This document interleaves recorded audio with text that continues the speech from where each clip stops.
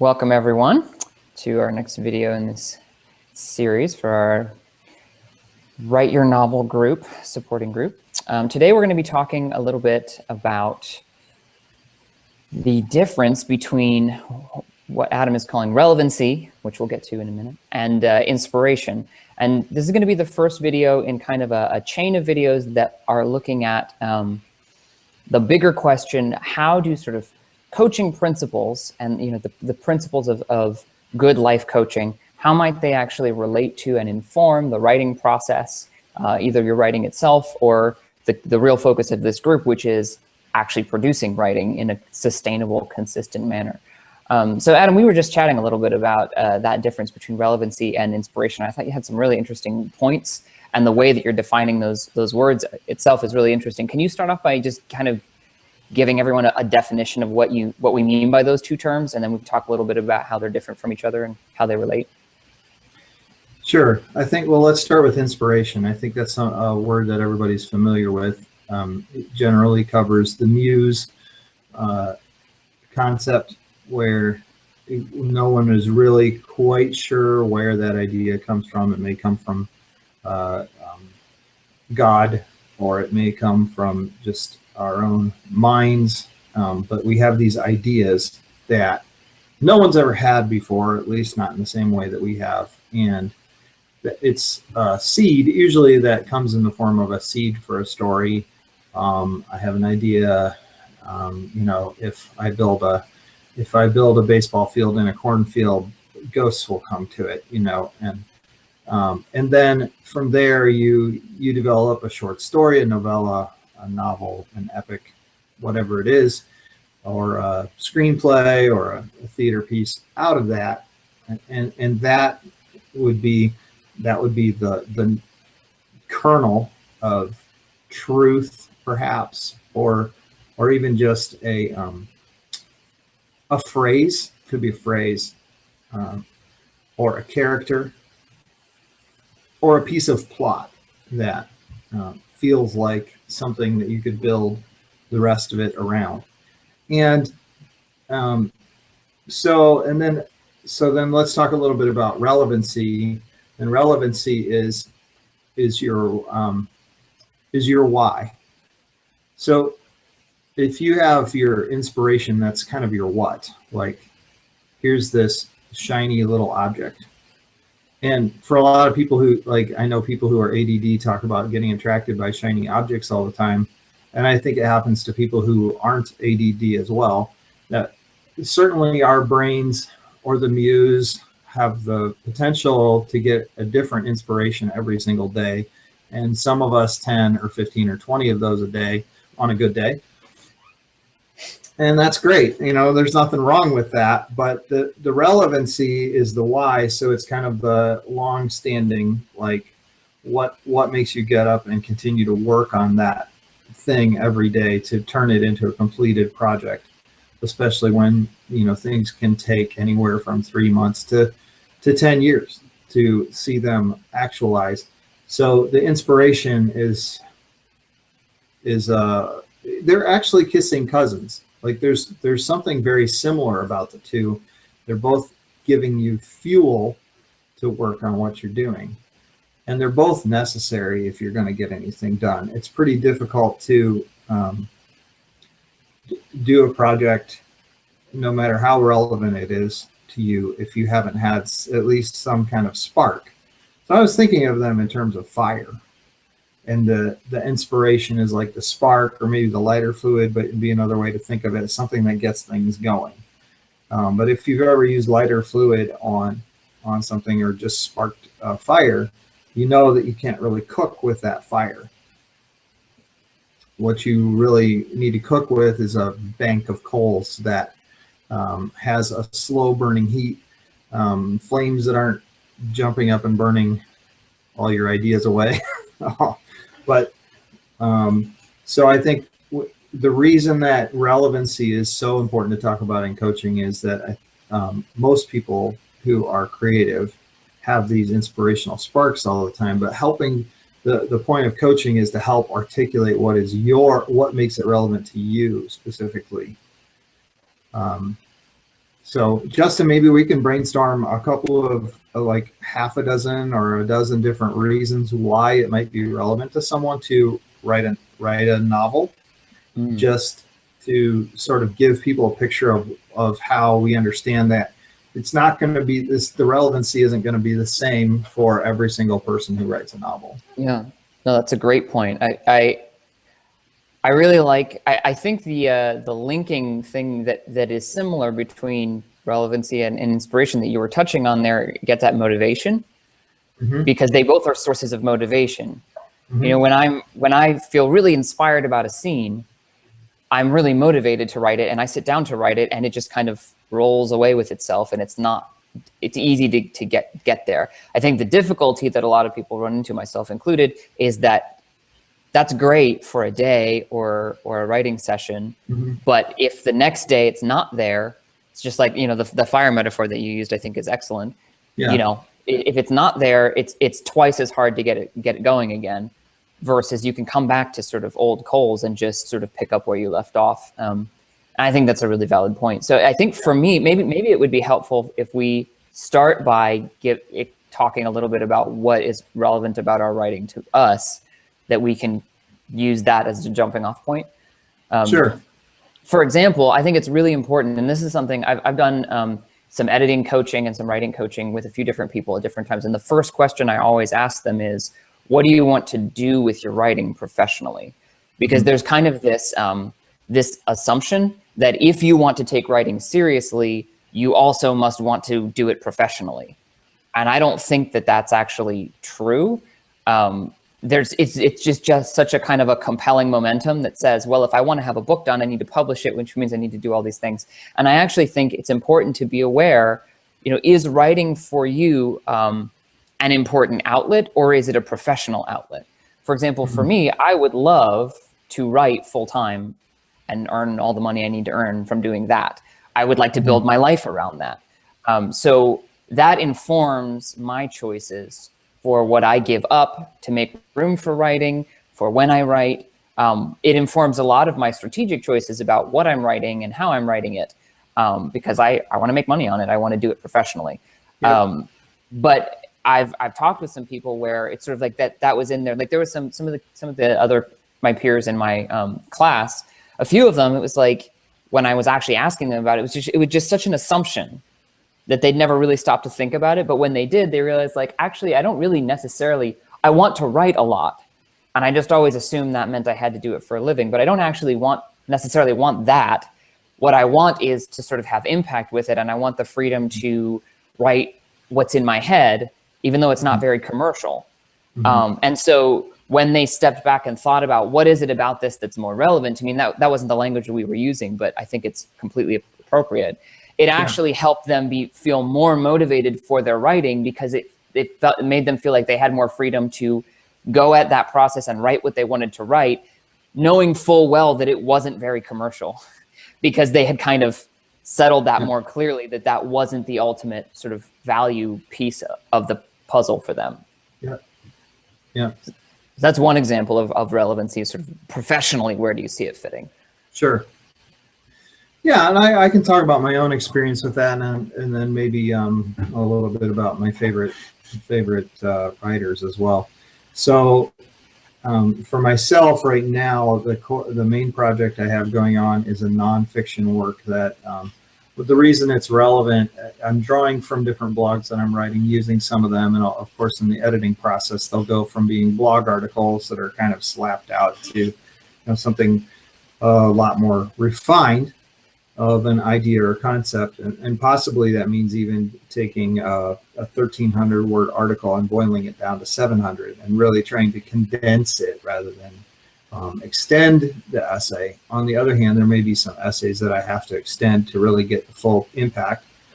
But what's making it relevant to me is it's something that I want to write both to keep myself on task with developing a blog that has a regular following and has a regular output too, that there's people can anticipate there's going to be 2 a week on my blog, and then also just putting a book out there as a coach that builds my platform as a coach.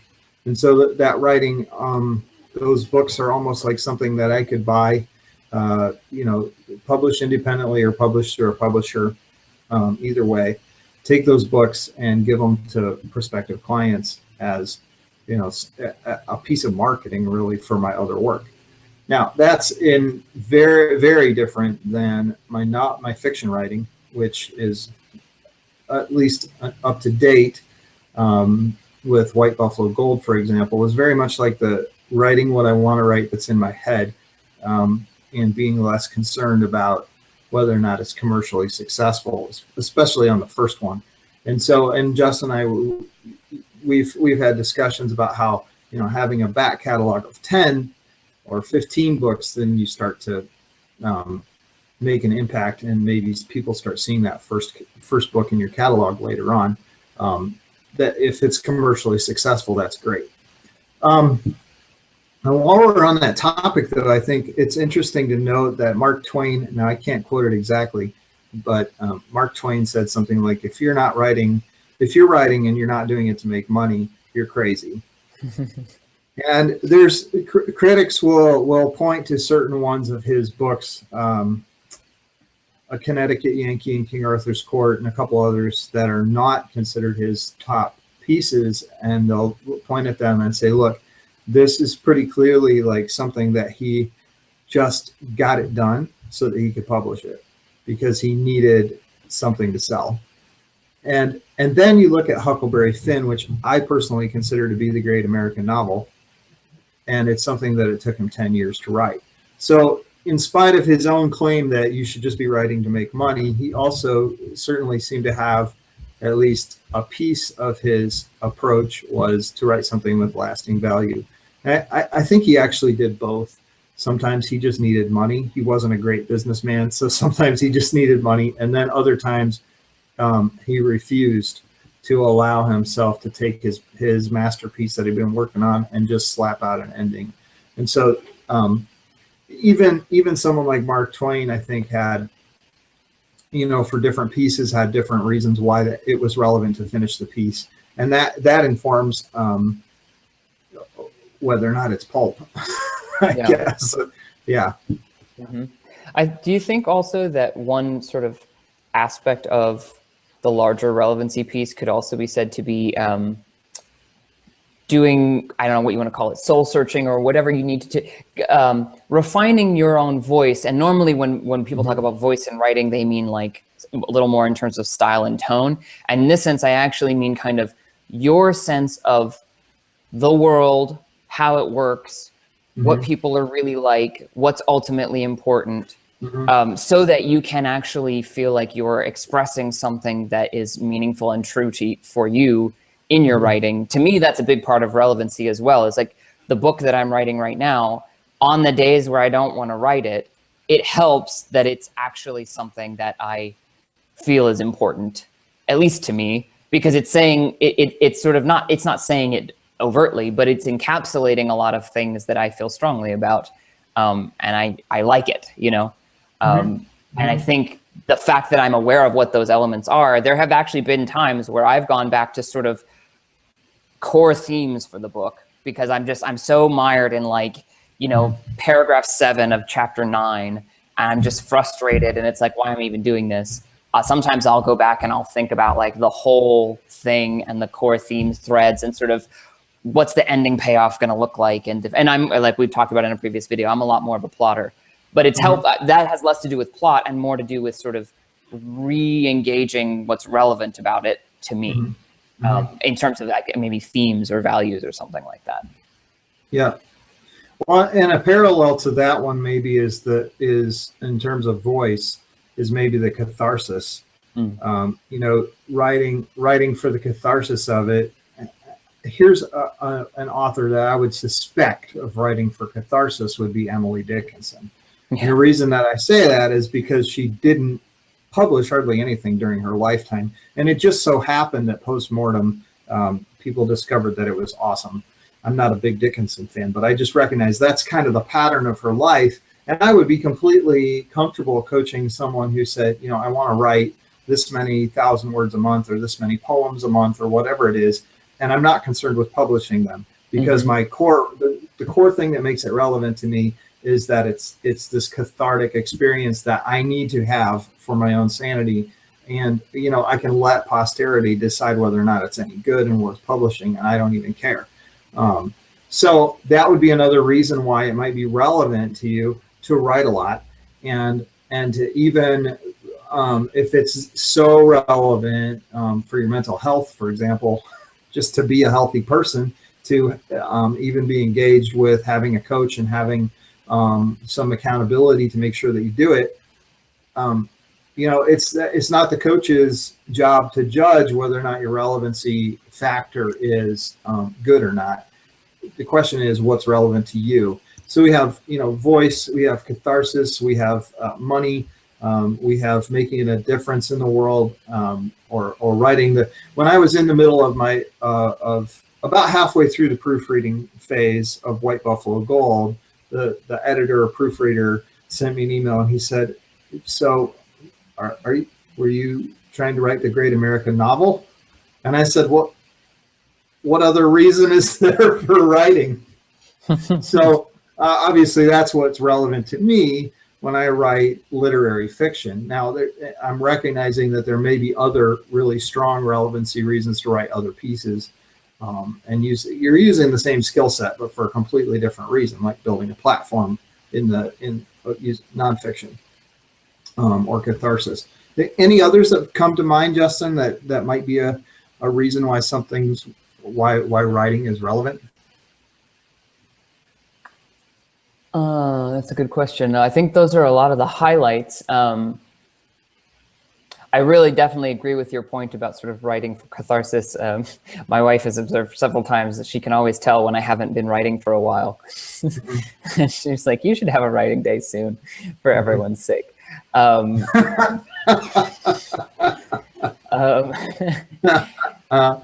I think those seem to me to be like a lot of the high points, and maybe I'll end with this question as a sort of a wrapping up point to this conversation. What are some suggestions that we might be able to offer people in terms of how to get better clarity about what is relevant to you about your writing, how to really boil that down to the point of real clarity so that it can become that kind of bank of coals in that metaphor that you were using before. If someone's kind of saying like, wow, that makes sense, and I've always kind of surfed the inspiration winds before, and I want to get a better handle on that, but I'm not really sure where to start. How do you do that? How do you start figuring out, what kind of questions do you ask yourself? What do you look to start getting some handles on what that is for you personally? Because it is such a personal thing. Yeah, off the top of my head, the first thing that comes to mind is a potential exercise that I've never thought of before. That just occurred to me just on the spur of the moment. That you might start just writing down all the reasons why you think you might want to be a writer, and just put them on a paper. And then the second piece of the exercise would be to start going back to each one of them and just thinking really introspectively about your own purpose, as put next to it, this is something that comes from other people, or this is something that comes from me. And you know, you could start the list with the handful that we've mentioned here, making a difference, or writing the great American novel, catharsis, finding my voice, a couple like that. And those are just suggestions to get your juices flowing, and then continue to just write down, what are some other reasons why other people write, or why other people say I should write, or why, like your wife says to you should write because you need the catharsis.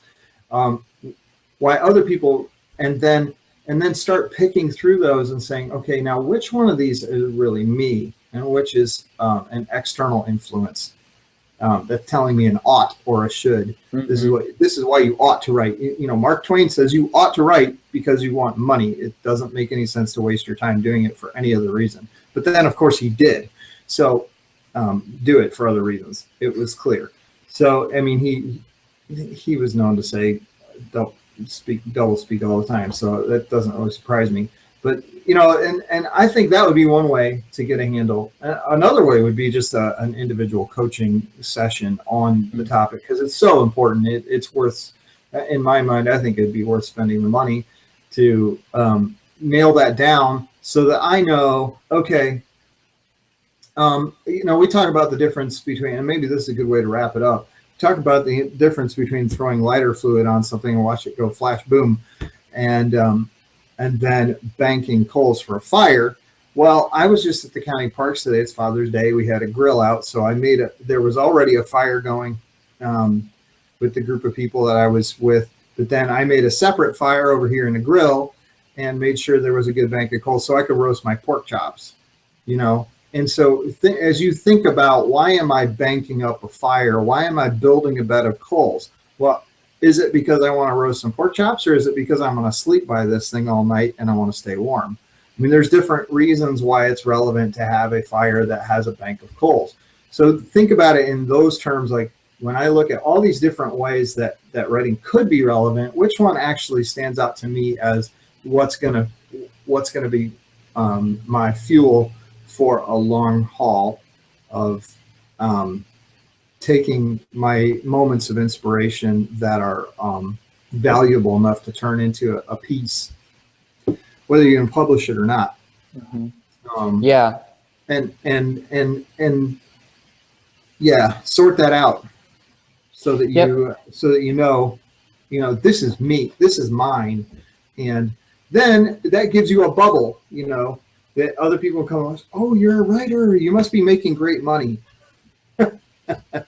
Or, oh, you're a writer, that must be so cathartic. Whenever I get my journal out, it's so good for me. You might, this is not cathartic at all. This is a business, whatever it is. But that you know, and then you can, whether you verbally correct people or not, or at least mentally you say, no, that's actually not what makes it relevant to me, but I'm either going to choose to explain that or not explain it based on whether or not this person really cares enough to learn the difference.